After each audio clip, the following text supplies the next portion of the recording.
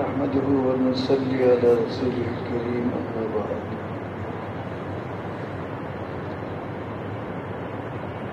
وأعوذ بالله من الشيطان الرجيم بسم الله الرحمن الرحيم إن الدين عند الله الإسلام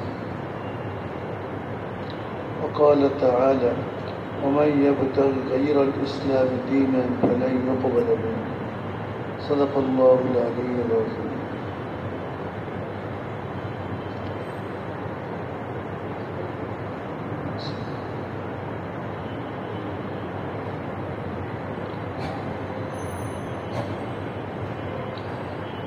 मुअज़्ज़ज़ व मोहतरम हाज़रीन,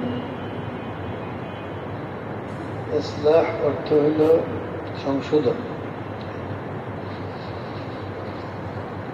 মানুষের জীবনের প্রতিটি অধ্যায়ে সংশোধনের প্রয়োজন আছে।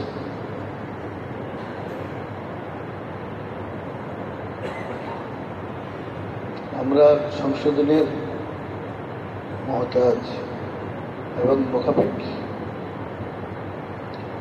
রাসূল পাক সাল্লাল্লাহু আলাইহি ওয়াসাল্লাম আল্লাহ পাকের কাছে দোয়া করতেন, ইয়া হাইয়্যু ইয়া কাইয়্যুম বিরহমাতিকা নাস্তাগীস।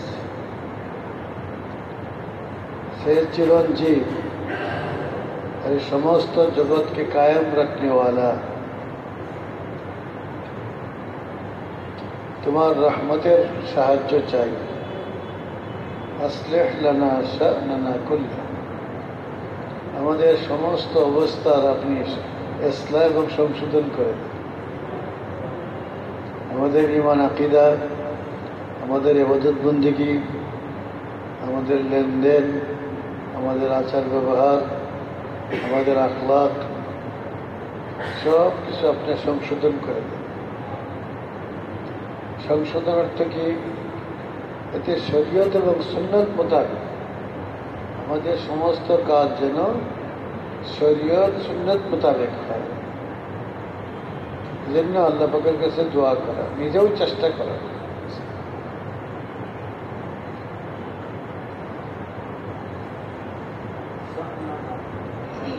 শা'নানা হালা হালা শা'নানা হালা, আমাদের সমস্ত অবস্থার আপনি সংশোধন করেন। আমাদের ঈমান আকীদার মধ্যেও সমস্যা আছে, ইবাদত বন্দেগীর মধ্যেও কত সমস্যা, আমাদের আচার ব্যবহারের মধ্যে কত সমস্যা, আমাদের লেনদেনের মধ্যে কত সমস্যা, আমাদের আখলাক চরিত্রের মধ্যে কত সমস্যা। সব অবস্থায় আমাদের তুমি সংশোধন করে দেবে।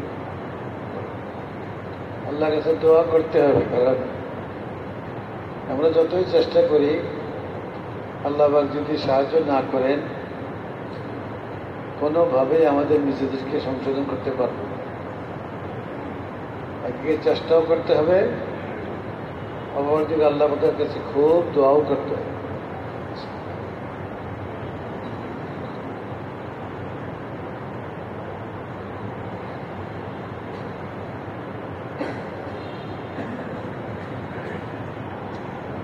আল্লাহ রাব্বুল আলামিনের বহুত বড় দয়া এবং মেহেরবানি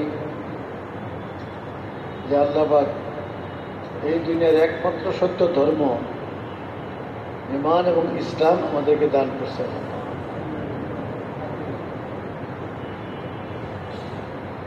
করোনার কারণে করোনায় চোখে আঙ্গুল দিয়ে দেখাইছে যে ইসলামই একমাত্র সত্য ধর্ম।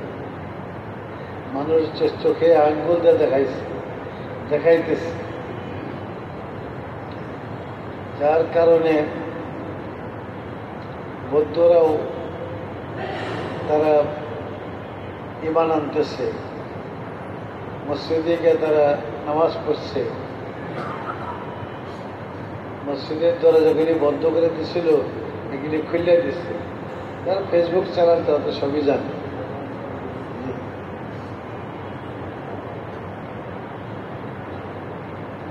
চীনের প্রেসিডেন্ট একজন আমাকে বলছে সে নিজে আজান দিচ্ছে।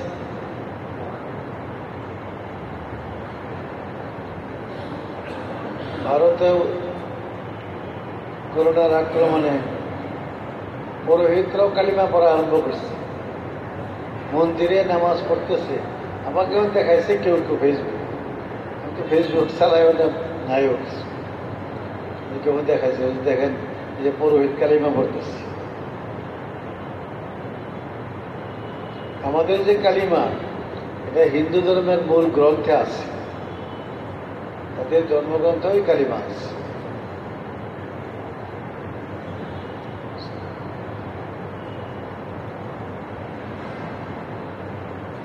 এবং সারা পৃথিবীতে করোনা হয়েছে, তারা সবাই দেখছে করোনার থেকে বাঁচার একমাত্র রাস্তা ইসলাম। ইসলামের অনুসরণ করলেই এই করোনার থেকে বাঁচা যায়। চীনের লোকেরা দেখছে বন্ধুরা যে মুসলমানদের তো করোনা হয় না, মুসলমানরা উজু করে নামাজ পড়ে, তো বোঝা গেল উজু আর নামাজ এটা করোনার ওষুধ।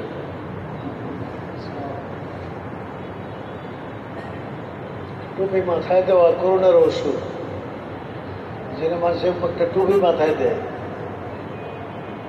অনেক কাছে টুপি মাথায় দেয়। উজু না করলেও বিভিন্ন অফিস আদালতের সামনে সাবান আর পানি রাখা আছে।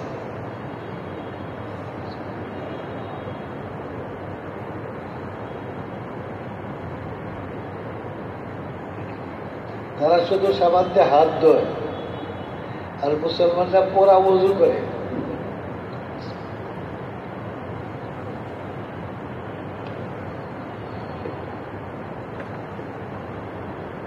তো ওরা দেখছে যে ইসলামের অনুসরণের মধ্যে করোনার ভ্যাকসিন আছে। করোনা বিভিন্ন আকৃতি ধারণ করে, তার স্বভাব পরিবর্তন করে, কিন্তু একটা জিনিস ঠিক আছে, যারা কোরআন সুন্নাহ মোতাবেক চলবে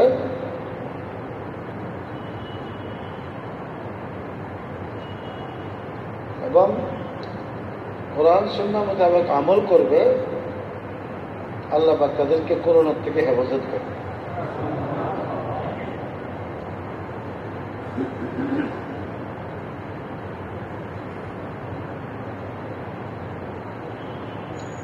করোনা তো তারই হবে যার সম্পর্কে আল্লাহ পাকের ফয়সালা আছে, বলে ঠিক না? আল্লাহ পাকের ফয়সালা থাকলে তার করোনা হবে, আর ফয়সালা না থাকলে করোনা হবে। এই যে প্রত্যেক দিন আমরা বাজারে যাই, কি ভিড়, চলাচল করা যায় না বাজারে, এত ভিড়, কিন্তু এর মধ্যে কোনো করোনার রোগী নেই। এই যে মসজিদে আমরা নামাজ পড়তে আসি, সারা দেশের মসজিদে নামাজ হয়, সারা পৃথিবীতেই নামাজ।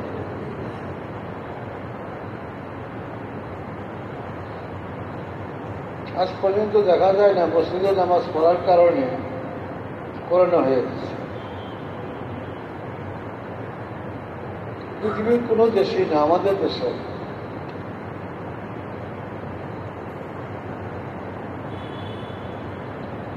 সারা পৃথিবীর মানুষ করোনার ভ্যাকসিনের জন্য পাগল।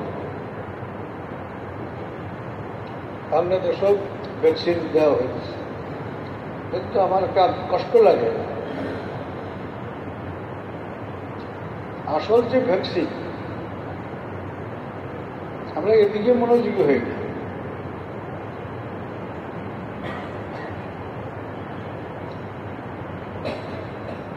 আসল ভ্যাকসিন কোরআন সুন্নাহর অনুসরণ।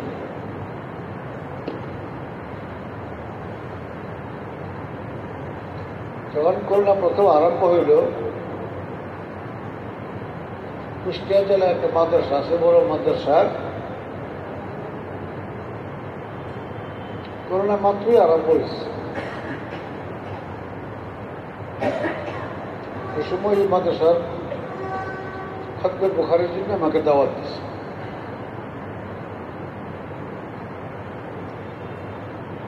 প্রত্যেক বছরই বুখারী শরীফের সবকের শুরুটা আমি করি আর শেষ সবকটাও আমিই পড়াই।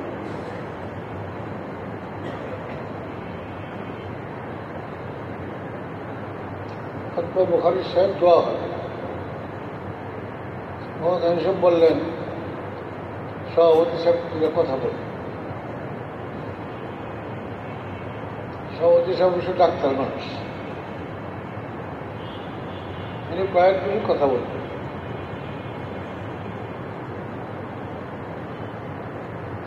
অনেক ইংরেজি শব্দ ব্যবহার করছে, আমি তো বুঝি না কিছু।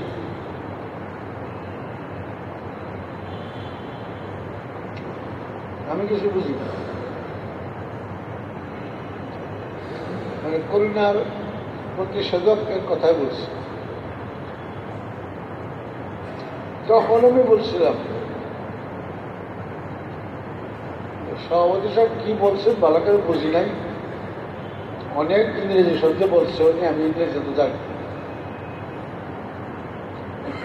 আমি যেটা জানি সেটা হলো করোনার প্রতিষেধক হল কোরআন সুন্নাহ। কোরআন সুন্নাহর উপর আমল করবে, আল্লাহ পাক করোনা থেকে হেফাজত করবে।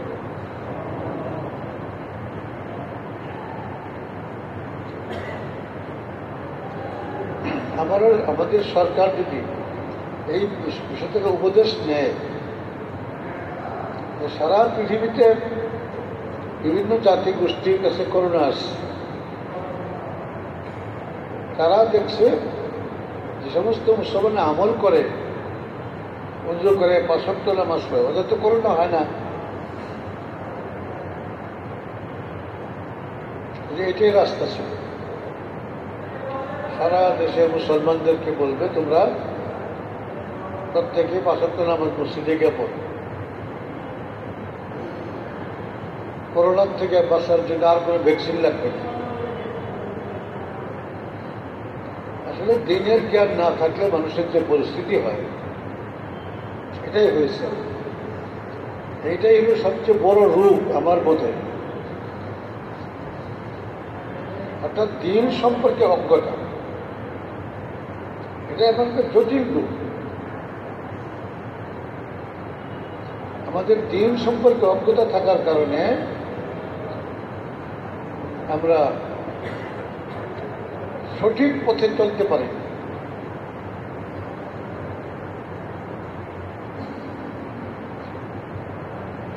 আপনারা মাশাআল্লাহ ফাঁক হয়ে বসছেন, ঠিক আছে। সরকারি নিয়ম নীতি, স্বাস্থ্যবিধি মেনে নিরাপদ দূরত্ব বজায় রেখে বসছেন। আমি এটা কোনো বিরোধী না।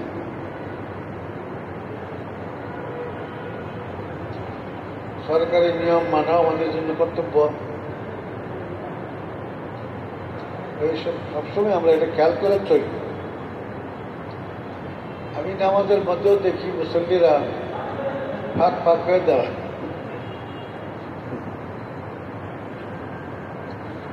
সরকারি বিধি, কিন্তু বড় সরকারি বিধি হইল গায়ে গায়ে লাগায়া নামাজ পড়া। আমার একটা চিন্তা হয়, করোনা যদি দুনিয়া থেকে বিদায়ও নেয়, আমাদের যে বদ অভ্যাস তৈরি হইতেছে ফাঁক হয়ে দাঁড়ানো, এই বদ অভ্যাস দূর করা খুব কঠিন হবে। জি, অনেক কঠিন হবে। কারণ লাগিয়ে লেগে দাঁড়াবে না, কি জানি ওর করোনা আসে নাকি কে জানি, তাহলে লাগলে তো আমার করোনা হয়ে যাবে। কারণ সারা দুনিয়াতে প্রচার হয়েছে করোনাকে শ্বাসের।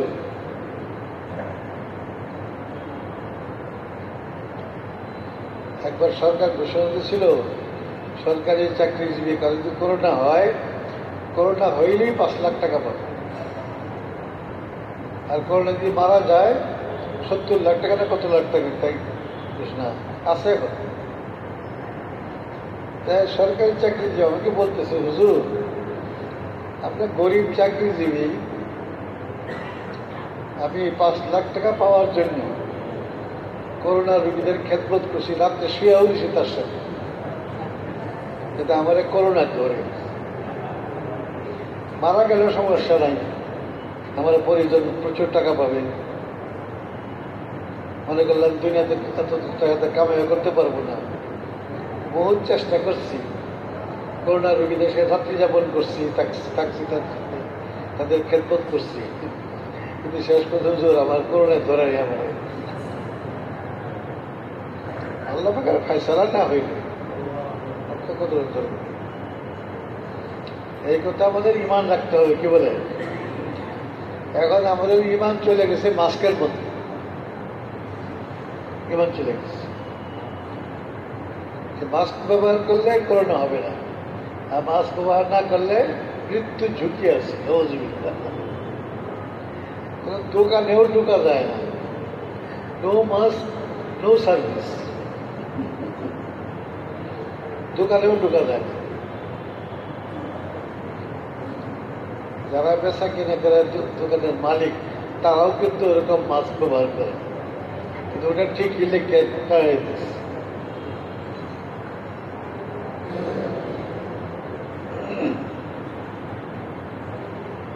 আজকে গেছিলাম সিটির অফিসে, এক জরুরি মেয়র সাহেবের দেখা। গেটে ঢুকবার আগেই পকেট থেকে তাদের মাস্ক বাইর করলাম, বাইর করে লাগাই, একজনও মাস্ক ছাড়া নেই, সব মাস্ক ব্যবহার করে।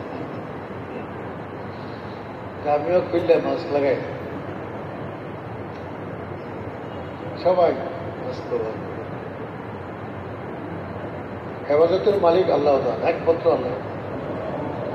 আল্লাহ আমাদেরকে করোনা দেন বা যে কোনো রোগ দিতে পারেন, মাস্ক মুস্ক করে কোনো হেফাজত করতে পারবে না।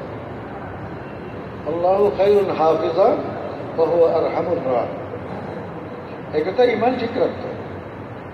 সরকারি বিধি মোতাবেক মাস্ক ব্যবহার করব, দূরত্ব বজায় রাখবো, এটা ঠিকই আছে, সরকারের নিয়ম নীতি মানা, এটা নাগরিক হিসেবে আমাদের একটা কর্তব্য আছে, ঠিক আছে, এটা অস্বীকার করার কোনো উপায় নেই। এই যে ভাগ ভাগ হয়ে বসছেন, ঠিক আছে, কারণ এখানে তো কোনো শরীরে লাগায় বসা কোনো জরুরি নেই। যাই হোক, আরজ করতেছিলাম এই করোনা কি জন্য আসলো। আমি অবশ্য অনেকবার বয়ান করছি, বলছি করোনা হইল আল্লাহ পাকের একটা গোপন আর্মি।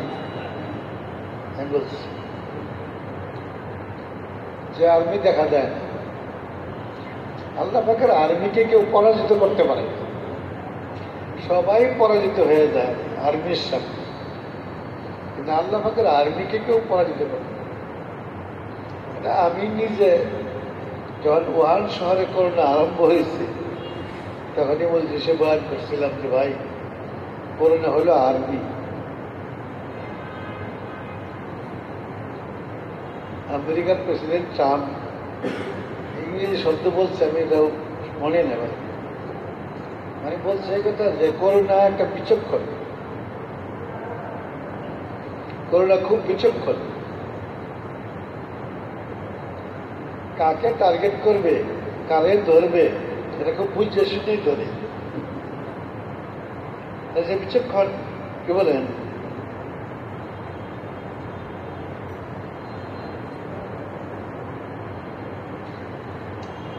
এটা ভাই এক প্রকার আর্মি।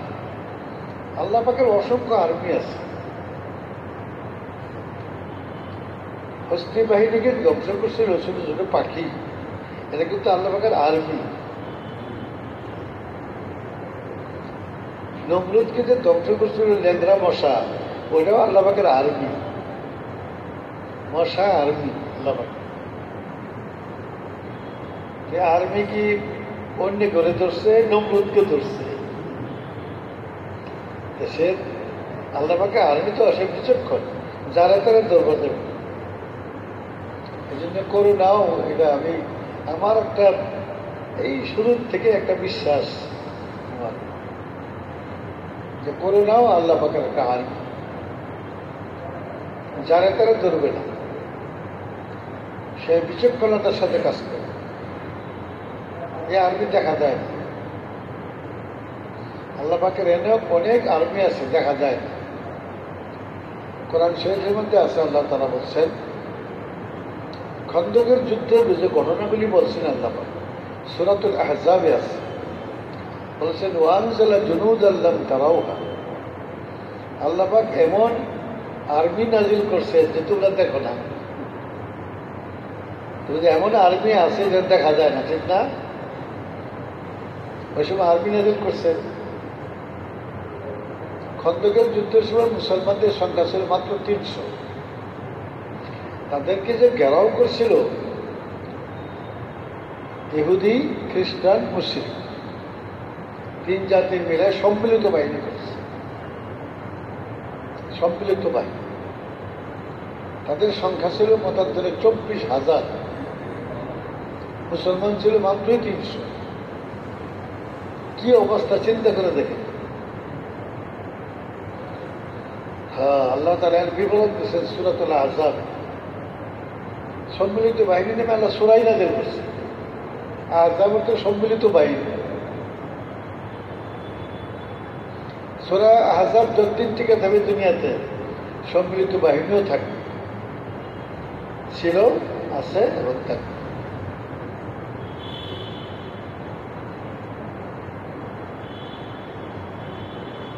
هنالك ابتلي المؤمنون وزلزلوا زلزالا شديدا। 300 মুসলমান, তারা থরথর করে কাঁপছে। ঘরের ভিতরেও থরথর করে কাঁপছে। এমন ভীত সন্ত্রস্ত হয়েছিলেন তারা যে মনে হয় বলে গরিবের কলিজা বুকটা বেড়ে গেল। বালাগাতের কুলুবুল হানাজর, কঠিন পরিস্থিতি। এর মধ্যে আবার নানান রকমের তাশকিল চলতেছে ভিতরে ভিতরে। মুনাফিকরা বলছে যে কাটতে পড়ো, এতে কাটতে পড়ো, উপায় নেই, এবার সব নিশ্চিন্ন হয়ে যাবে। ইয়া আহলা ইয়াসরিব লা মুকামা লাকুম ফারজিউ, এইবার কোনো অস্তিত্ব থাকবে না। সুবহানাল্লাহ।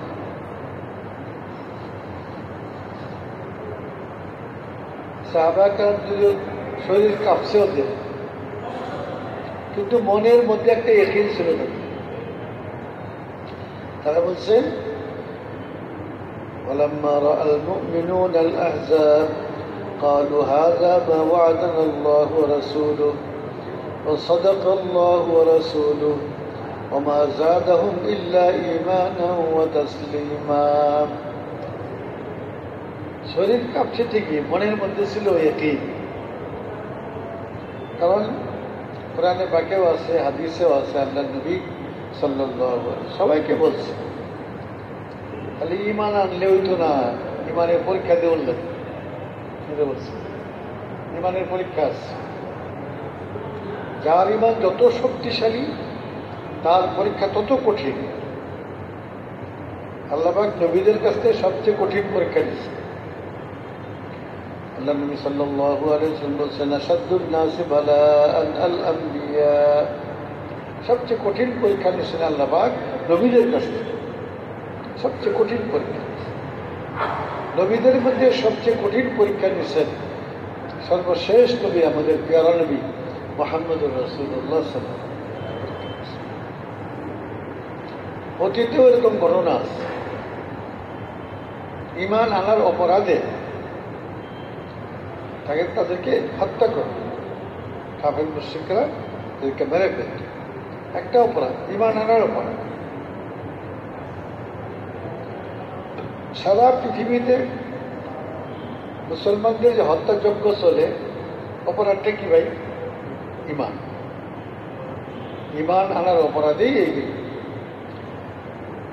মা নাকামু মিনহুম ইল্লা ইউমিনু বিল্লাহিল আজিজিল হামিদ। তারা যে প্রতিশোধ নেয়, এদের অপরাধটা কি?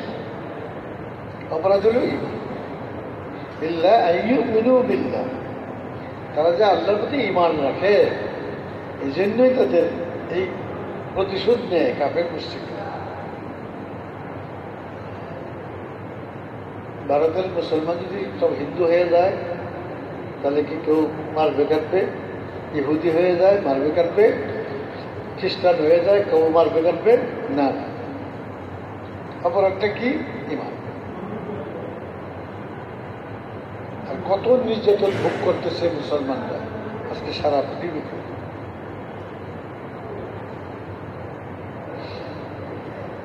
আমি এই জন্যই বলি যে এই সারা পৃথিবীর মজলুম মুসলমানদের সহায়তাকারী আল্লাহ ছাড়া কেউ আছে ভাই? প্রায় 60টা মুসলিম দেশ পৃথিবীর সব জায়গার মধ্যে মুসলমানদেরকে হত্যা করতেছে। মিয়ানমারে লক্ষ লক্ষ মুসলমানকে হত্যা করতেছে, হাজার হাজার মা বোনদের ইজ্জত আমরা লুণ্ঠন করতেছে, এখনো করতেছে। সারা পৃথিবীর 60টা মুসলমান দেশ কথা বলতেছে, ওরা টু শব্দ করে না, ওরা টু শব্দ করে সারা পৃথিবী। তাদের সহায়তা করে একমাত্র আল্লাহ তাআলা। এই জন্য আমি বলি যে এই মজলুম মুসলমানদের আর্তনাদের জবাবে আল্লাহ পাক করোনা পাঠিয়েছে, করোনার আর্মি পাঠিয়েছে। আমি বলি এটা আমার একটা কেন জানি বিশ্বাস আছে, এবং একথাও ঠিক করোনা আসার পর থেকে এই জুলুম অনেক কমছে, অনেক কমছে। মজলুম মুসলমানদের সহায়তা করার জন্য আল্লাহ করোনা আরবি পাঠিয়ে দিচ্ছে। যেসব দেশে মুসলমানদের উপর জুলুম বেশি, এখানে করোনারও আঘাত বেশি। এই জন্য আমি বলি আল্লাহ পাকের একটা গোপন আর্মি করোনা, বড় একটা উদ্দেশ্য নিয়ে করোনা আসছে। অনেকে বলা বলে গতপত্র থেকে লিখছে করোনা গরম সহ্য করতে পারে না, কাজে শীত গেলে গা করোনা বাকি যাবে। যে গরম আইছে তীব্রতা বাড়াইছে, করোনার তীব্রতা বাড়ছে। আগে বলতো যে করোনা আইছে কিছুদিন থাকবে, এখন বলা বলি করেছে না, করোনা তো সহজে যাইত, সহজে যাইত। আমি এই কথাই ঠিক আছে। আরো বড় উদ্দেশ্য নিয়ে আল্লাহ পাকের ইচ্ছা তো আল্লাহ পাকই জানেন, আমরা কি জানি? আল্লাহ পাকের অনেক বড় উদ্দেশ্য আছে। আল্লাহ যদি মুসলমানদের সাহায্য করেন, মুসলমানদের গায়েবী সাহায্য করেন আল্লাহ পাক, আল্লাহ ছাড়া মুসলমানদের কেউ নাই। যত মুসলমান মারা যাবে সব জাতি গোষ্ঠী খুশি হয়ে যাবে, ভোট বেশি পায়।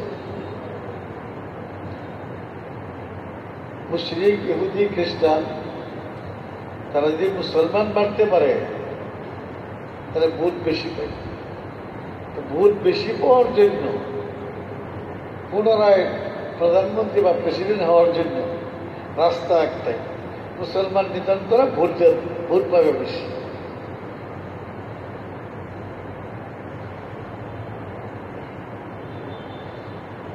আমেরিকার প্রেসিডেন্ট ওবামা, সে অনেক মুসলমান হত্যা করছে, দ্বিতীয়বার সে আবার আমেরিকার প্রেসিডেন্ট হচ্ছে। মুসলমান মারার বরকত ও মুসলিম নাগরিকরা খুশি হয়েছে, দ্বিতীয়বার সে আমেরিকার প্রেসিডেন্ট।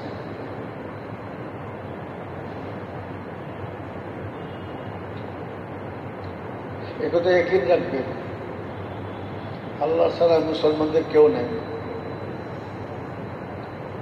একমাত্র আল্লাহ তাআলার কাছে আমাদের ধর্ণা দিতে হবে। এখানে যদি মার্কিন ড্রোন বোমা ফালায় সব ধ্বংস করে দেয়, পরের দিন পত্রিকায় আসবে এখানে কিনা কয় এদের একটা মিটিং, আল কায়দার মিটিং হইতেছিল, আল কায়দার একটা মিটিং হইতেছিল, আমেরিকার ড্রোন বোমা দিয়ে সব ধ্বংস করে দিচ্ছে। সারা পৃথিবীর মুসলমান দেশগুলি বলে ধন্যবাদ, মুসলমান দেশগুলিও ধন্যবাদ। তারা জামাইয়ের মাও কন্যার মাও, ঘটনা তারাই ঘটায়, আবার পত্রপত্রিকায় তারাই যেরকম ইচ্ছা ওরকম দিয়া মানুষকে ভুল বোঝায়। এই কামের উস্তাদ হলো তারা।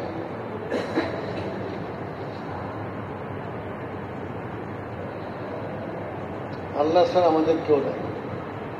এই জন্য আল্লাহ পাকের কাছে ধর্ণা দিতে হবে, আল্লাহকে বেশি বেশি স্মরণ করতে হবে, আল্লাহর জিকির বেশি বেশি করতে হবে ভাই, আল্লাহর নাফরমানির থেকে বাঁচতে হবে, তারা আল্লাহ পাক গায়েবে সাহায্য করবে। যারা নানানভাবে অন্যায় কাজে জড়িত হয়, জঘন্য অপরাধে লিপ্ত হয়ে যায় মুসলমান নামের লোক, এদেরকে আল্লাহ কি করবে? তবে ঠিকই আল্লাহ পাক তার অনুগত বান্দাদের সাহায্য করে। বদরের যুদ্ধে মুসলমানদের সংখ্যা ছিল 313 জন, আর কাফেরদের সংখ্যা ছিল 1000। 3 গুণের চেয়েও বেশি। কি বলে? 3 গুণের চেয়েও বেশি। এটা একটা অসম যুদ্ধ। মানুষ বলে যে এটা অসম যুদ্ধ। শুধু তাই না, মুসলমানদের হাতে অস্ত্র ছিল না, এদের পেটে ভাত ছিল না, এদের পরনে কাপড় ছিল না, এদের যানবাহন ছিল না, আর ওরা ছিল ওই সময়ে অত্যাধুনিক অস্ত্র সজ্জিত। 1000, 3 গুণের চেয়ে বেশি। একটা অসম যুদ্ধ, বলতে পারেন আত্মঘাতী যুদ্ধ। 1000-এর মোকাবেলায় 313 জন যুদ্ধ করতে গেছে, তা আত্মঘাতী না? যে মরবার গেছে মরবই। 1000-এর বিরুদ্ধে 313 জন যুদ্ধ করতে গেলে সবাই বলবে মরবার গেছে মরবই, এটা বল। মুসলমানরা কিন্তু শুধু নিজেদের বলে বলিয়ান না, তারা আল্লাহর বলে বলিয়ান। এই যুদ্ধে আল্লাহ পাক মুসলমানদেরকে কিভাবে সফলতা দিচ্ছে, আল্লাহর কুদরত, আল্লাহ পাকের গায়েবী সাহায্য এমন ভাবে দিচ্ছেন। এই 313 জনে 70 জন কাফের মারছে তো মারছে, আর 70 জনকে পিঠ মোড়া বাইন দিয়া মদিনায় নিয়ে আসছে। এরকম ভাবে বুঝে ধরছে, আল্লাহ পাক ফেরেশতা দিয়ে সাহায্য করছে। 3000 ফেরেশতা, কোরআন শরীফের মধ্যে আছে 3000 ফেরেশতা। তারা যুদ্ধের ময়দানে সরাসরি যুদ্ধ করছে, এবং তাদেরকে বলা হয়েছে আরো 5000 তৈরি আছে। সুবহানাল্লাহ।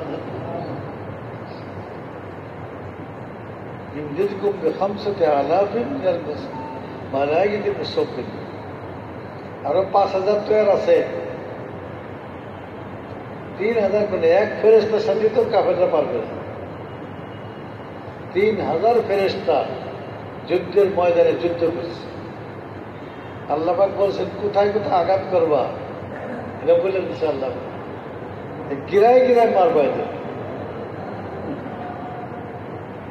এখন যে পুলিশরা মারে গিরায় গিরায় মারে, আসামিদেরকে কিন্তু গিরায় গিরায় মারে। আল্লাহ পাক বলেছেন গিরায় গিরায় মারবে। গিরায় মারলে একজনের শক্তি সাহস থাকে, ইচ্ছেও থাকে, একবারে পঙ্গু হয়ে। এই জন্য পিঠ মোড়াতে বাইন্দা মদিনায় নিয়ে আসছে 70 জন। 70 জন মানুষকে 300 লোক অ্যারেস্ট করতে পারে না, বন্দি করতে পারে না। কারণ একজন যোদ্ধা লোক 2-4-5-10 জন তো কিচ্ছু না তার সাথে। রাত্রি কিল ঘুষিতে যথেষ্ট আছে, এরপর অস্ত্র কিন্তু ফেরেশতারা সাহায্য করছে। আমরা যদি খাঁটি মুসলমান হই, আল্লাহ পাকের অনুগত বান্দা হই, আল্লাহ পাক আমাদেরকে ফেরেশতা দিয়ে সাহায্য করে। আল্লাহও মরে দেন নাই, ফেরেশতারাও মরে দেয় নাই, সবসময় ইমানদারদেরকে সাহায্য করে। যদি আমরা খাঁটি আল্লাহর বান্দা হয়ে, এই জন্য আমাদের উচিত আমরা কোনো গাফলতি করব না, অলসতা করব না। 5 ওয়াক্ত নামাজ জামাতের সাথে আদায় করবো ইনশাআল্লাহ। কি বলে হযরত হাফিজ জুহুদুর রহমতুল্লাহ বলতেন, 10 মিনিট পহলে মসজিদ में চলে যাও, নামাজের জামাতের 10 মিনিট আগে মসজিদে যাও।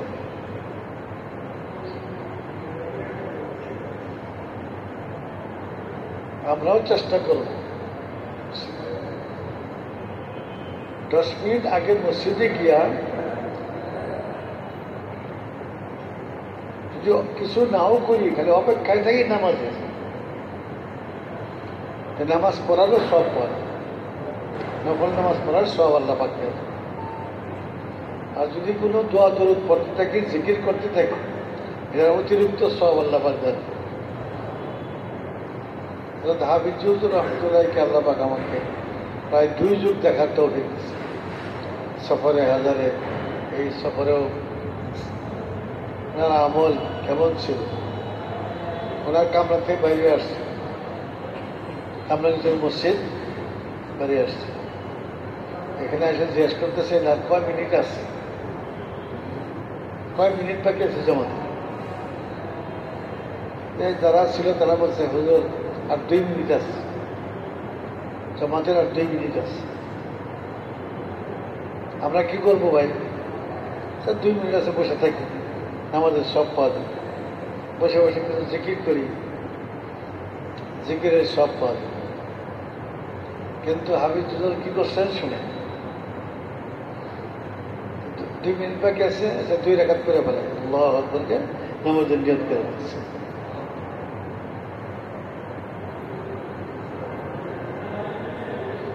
আল্লাহ আমাদের হিসাবই ভিন্ন, আমরা বুঝবো না। মাত্র 2 মিনিট আছে, কিছুক্ষণ বসে থাকি, দোয়া দরুদ পড়তে থাকি। কিন্তু হাফিজ হুজুর গেছে, উনি নামাজ আরম্ভ করছে। বসে বসে তেলাওয়াত করলে প্রতি হরফে 10টা করে নেকি হবে। দরুদ শরীফ পড়লেও সওয়াব আছে, যে কোনো জিকির করুক সব পাবে। কিছু না বললেও নামাজের ইন্তজার অপেক্ষা করতেছে, সব পাবে। কিন্তু নামাজ পড়লে যে সওয়াবটা হবে, প্রতি হরফে 100 করে নেকি হবে। বিসমিল্লাহির রহমানির রহিম 19টা হরফ আছে নামাজের মধ্যে। নিয়ত বান্দা আউযুবিল্লাহ বিসমিল্লাহ পড়বে, বিসমিল্লাহ পাঠ করলে 1900 নেকি হবে। 1900 নেকি, শুধু বিসমিল্লাহ পড়বে। তারপরে আলহামদুলিল্লাহ পড়ছেন, আরেকটা সূরা পড়ছেন, হাজার হাজার নেকি কমে গেছে। আরেক 2 রাকাত পড়ছেন, প্রত্যেক রাকাতে আলহামদুলিল্লাহ পড়ছেন, তাহলে কত নেকি হয়ে যাবে? হাজার হাজার নেকির মালিক। বসে থাকলে পাবে, দরুদ শরীফ পড়লে হবে সব, জিকির করলে সব হবে না। এজন্য আল্লাহওয়ালাদের হিসাবে ভিন্ন, তারা হলো নেকির পাগল। ওয়াকানু আহরাসা শাইইন আলাল খাইর, হাদিসে আছে আল্লাহ নবী সাল্লাল্লাহু আলাইহি ওয়াসাল্লাম সম্পর্কে, সাহাবায়ে কেরাম সম্পর্কে বলছেন, ওয়াকানু আহরাসা শাইইন আলাল খাইর, তারা ছিলেন নেকির পাগল। নেকির পাগল ছিল। আমরা দুনিয়ার পাগল, আমরা টাকা পয়সার পাগল, কিন্তু আল্লাহ নবী সাল্লাল্লাহু আলাইহি ওয়াসাল্লাম সাহাবায়ে কেরাম নেকির পাগল ছিল। নেকি হল চিরস্থায়ী সম্পদ, চিরস্থায়ী সম্পদ হল নেকি।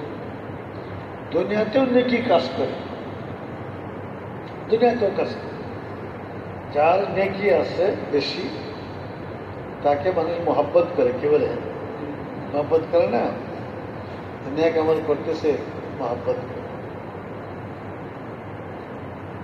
মহব্বত থাকলে দুনিয়ারও সুবিধা, পরকালেরও সুবিধা। মহব্বত থাকলে দুনিয়ারও সুবিধা, পরকালেরও সুবিধা। মহব্বতের কারণে যে মহব্বত করে যে কোনো কাজ করতে যাবে সহজ হয়ে যাবে, আর পরকালের সুবিধা। অনেক নেকির মালিক হাফিজ হুজুর রহমতুল্লাহ এক জামাতা গেছেন কেরানীগঞ্জে, নদীর ওই পারে ওনার কিছু জায়গা দিচ্ছেন হাফিজ হুজুর। এই জায়গায় ঘর করবে, টিনের ঘর। ওই পারে এক ব্যবসায়ী হাফিজ হুজুরের ভক্ত,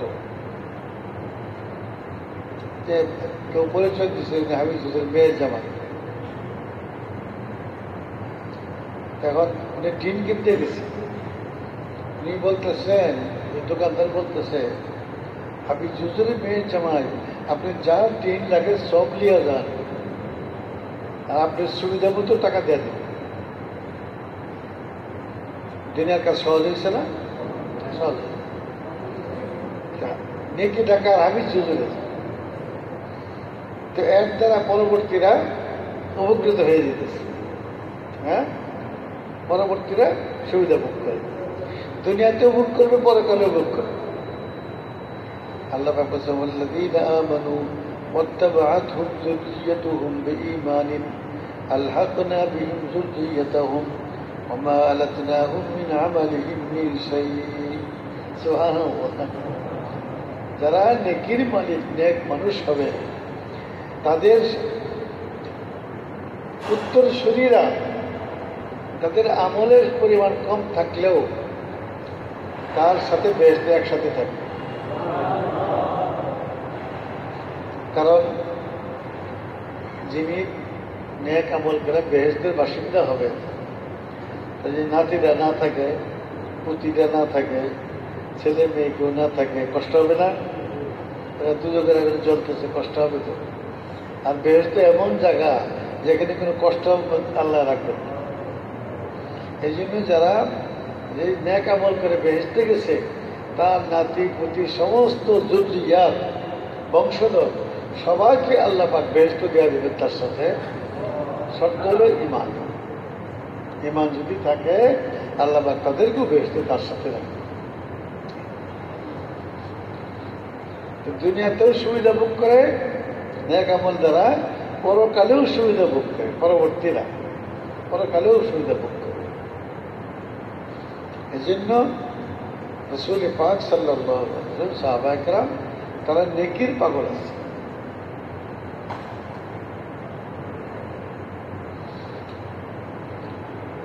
হযরত আবু বকর সিদ্দিক রাদিয়াল্লাহু তাআলা আনহু আর হযরত উমর ফারুক রাদিয়াল্লাহু তাআলা আনহু দুইজনের নেকির প্রতিযোগিতা তো ইতিহাস বিখ্যাত।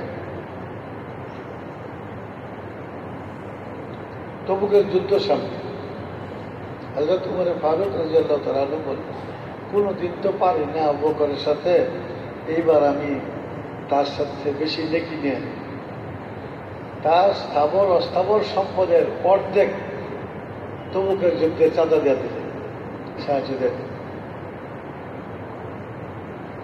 মনে মনে খুব খুশি হইলেন যে আমার মতো তারা আবু বকর দিতে পারবে না। পরে জানতে পারেন আবু বকর সবই দিয়ে দিচ্ছে।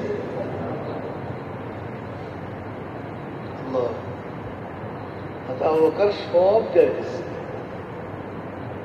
আল্লাহ রাসূল সাল্লাল্লাহু আলাইহি ওয়াসাল্লাম জিজ্ঞাসা করছেন, 2 বছর জন্য কি রাখছো? সব যে দেয়া দিলাম। তারাকতুল্লাহ ওয়া রাসূলাহ, আমি আল্লাহ এবং আল্লাহর রাসূলকে রেখে দিচ্ছি।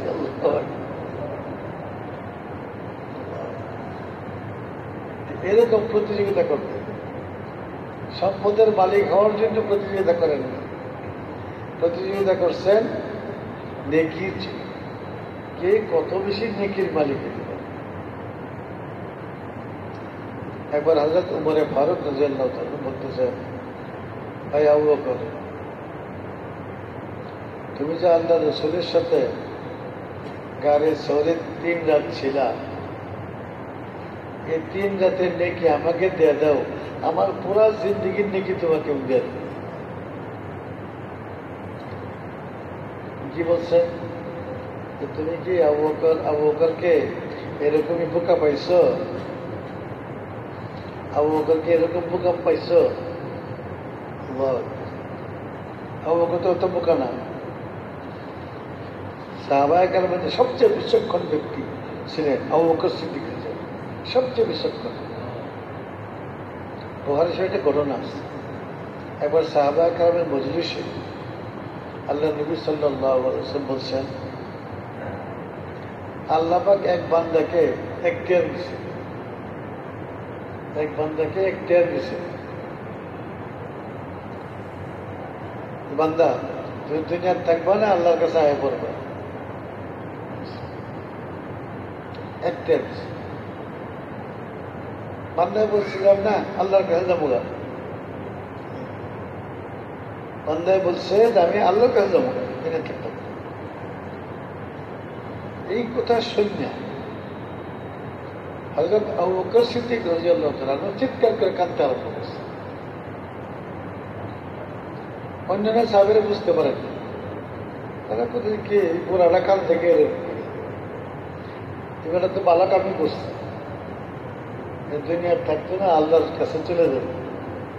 ফাখতার আল্লাহ, আল্লাহকে চাইছে, আল্লাহকে যায় পুরা, এত ভালো কাজই করছে বান্দা।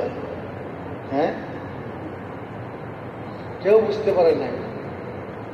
আবু বকর সিদ্দিক চিৎকার করে কাঁদতে আরম্ভ করছে, কারণ ওই বান্দাকে রাসূলুল্লাহ সাল্লাল্লাহু আলাইহি ওয়াসাল্লাম, এটা কেউ বুঝে নাই, বুঝছেন শুধু হযরত আবু বকর সিদ্দিক রাদিয়াল্লাহু আনহু। অর্থাৎ এই ঘটনার দ্বারা আল্লাহ নবী তার বিদায়ের সংবাদ শোনাইছে। আল্লাহ পাক আল্লাহ নবীকে এখতিয়ার দিয়েছেন, আপনি কি দুনিয়াতে থাকবেন না আমার কাছে এসে পড়বেন। আল্লাহ নবী বলছে আমি আপনার কাছে যাবো, সেটা আল্লাহ নবী ছিলেন, এ কথা কেউ বুঝতে পারে না। পরে বুঝতে সবাই যে আবু বকর কেন কাঁদে, এরকম বিচক্ষণ ছিলেন আবু বকর সিদ্দিক রাদিয়াল্লাহু তাআলা। অনেক ঘটনা আছে ওনার শাসন আমলের, অনেক সিদ্ধান্তের বিষয়ে অনেক ঘটনা আছে।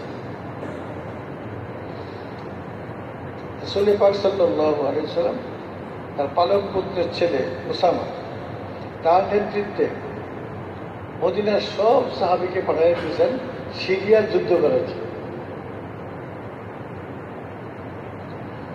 অর্ধেক রাস্তায় গেলে সংবাদ আসছে আল্লাহ নবী ইন্তেকাল করছে, তারা সব ফেরত আসছে, মদিনায় ফেরত আসছে।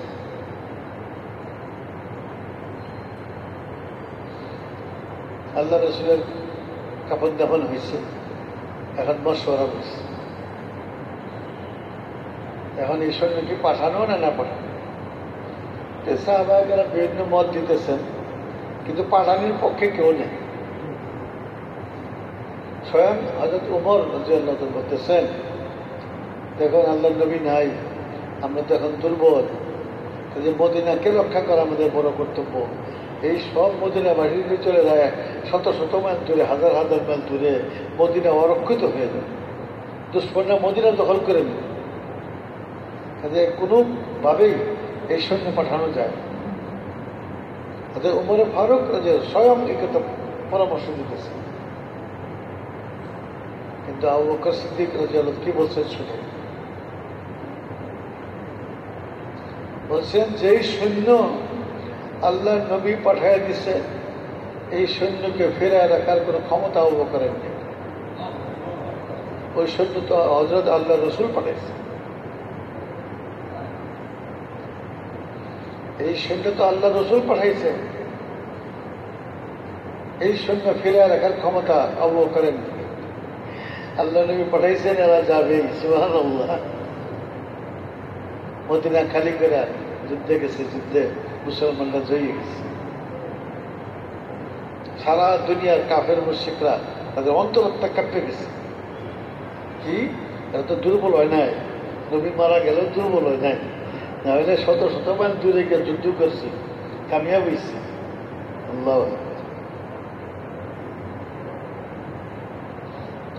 এরকম বিচক্ষণ নেতা ছিলেন হযরত আবু বকর সিদ্দিক রাদিয়াল্লাহু তাআলা। যখন আল্লাহ নবী সাল্লাল্লাহু আলাইহি ওয়াসাল্লাম ইন্তেকাল করলেন, তখন কিছু লোক মুরতাদ হয়ে গেল, অল্প কিছু লোক মুরতাদ হয়ে গেছে।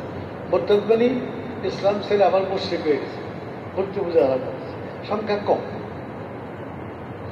নিয়ম হইল যে কেউ ইসলাম ধর্ম পরিত্যাগ করে অন্য কোনো ধর্ম অবলম্বন করে ইসলামের বিধান তাকে হত্যা করে।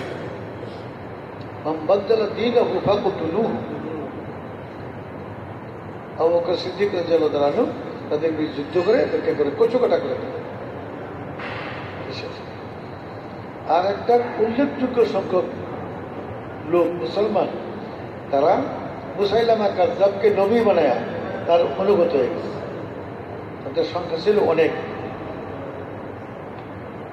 এদের বিরুদ্ধে যুদ্ধ করলেন আল্লাহ আবু বকর সিদ্দিক রাদিয়াল্লাহু। এই যুদ্ধে বহু সাহাবী শহীদ হয়েছেন, হইলেও মুসাইলামা কাযযাব ধ্বংস হয়েছে।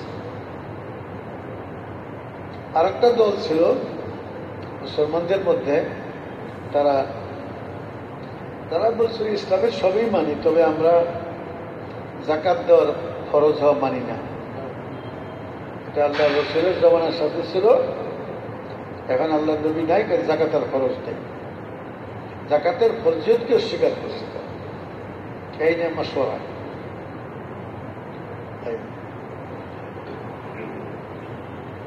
এই মাশওয়ারার মধ্যে সাহাবায়ে কেরাম স্বয়ং হযরত ওমর রাদিয়াল্লাহু তাআলা বলতেছে, এরা কালিমা পড়ে, এরা নামাজ পড়ে, এরা রোজা রাখে, এরা হজ করে, ইসলামের সব বিধান মানে, ওরা শুধুমাত্র যাকাত অস্বীকার করে।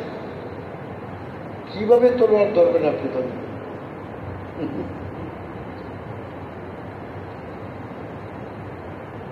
মদিনা সাহেবের মতামত হইল না, এদের বিরুদ্ধে তলোয়ার ধরা যাবে। আবু বকর সিদ্দিক রাদিয়াল্লাহু তাআলা আনহু হযরত ওমরের দাঁড়িয়ে দিয়ে বলছে, আজব্বারুন ফিল জাহিলিয়া ওয়া খাব্বারুন ফিল ইসলাম। কুফরের জমানায় এত বড় বীর পুরুষ ছিল তুমি, আর আজকে মুসলমান হইয়া ভিজা বিলাই হয়ে গেছ।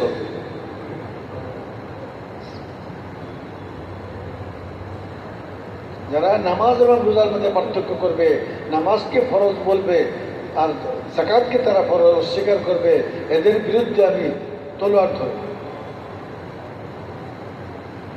যদি যাকাত হিসাবে একটা রশিও ফরজ হয়ে থাকে, ওই রশি দিতেও যদি অস্বীকার করে, আমি যুদ্ধ করব।